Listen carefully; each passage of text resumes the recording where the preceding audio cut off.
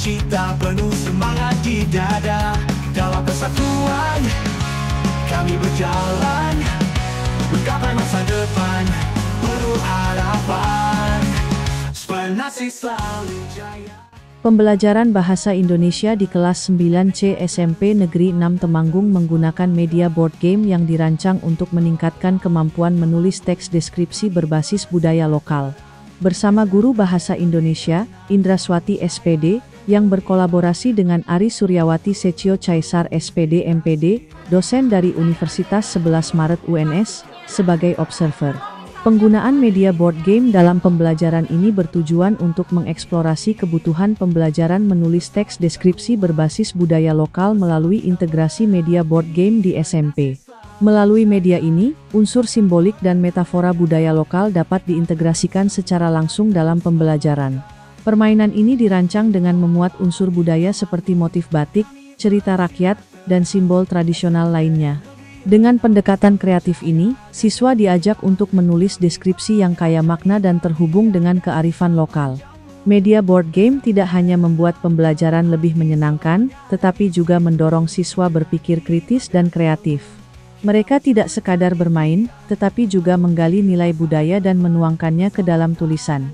Penggunaan media board game dalam pembelajaran dapat meningkatkan motivasi, keterlibatan, dan pemahaman siswa terhadap materi pelajaran. Board game dapat menjadi alternatif yang menyenangkan dan interaktif dibandingkan metode pembelajaran konvensional, serta membantu siswa mengembangkan berbagai keterampilan. Selain itu, siswa tidak hanya membaca deskripsi, tetapi juga belajar untuk menghubungkan teks deskripsi dengan elemen budaya yang ada di sekitar mereka. Dengan menggunakan media board game, siswa kelas 9C SMP Negeri 6 Temanggung dapat meningkatkan kemampuan menulis teks deskripsi berbasis budaya lokal dengan lebih menyenangkan dan interaktif. Media board game dalam pembelajaran sangat banyak manfaat, antara lain, 1. Meningkatkan motivasi dan minat belajar. Board game yang dirancang menarik dan sesuai dengan materi pelajaran dapat membuat siswa lebih termotivasi dan bersemangat dalam belajar. 2. Meningkatkan keterlibatan siswa. Bermain board game secara berkelompok dapat mendorong siswa untuk aktif berpartisipasi, berinteraksi, dan bekerja sama dalam memecahkan masalah.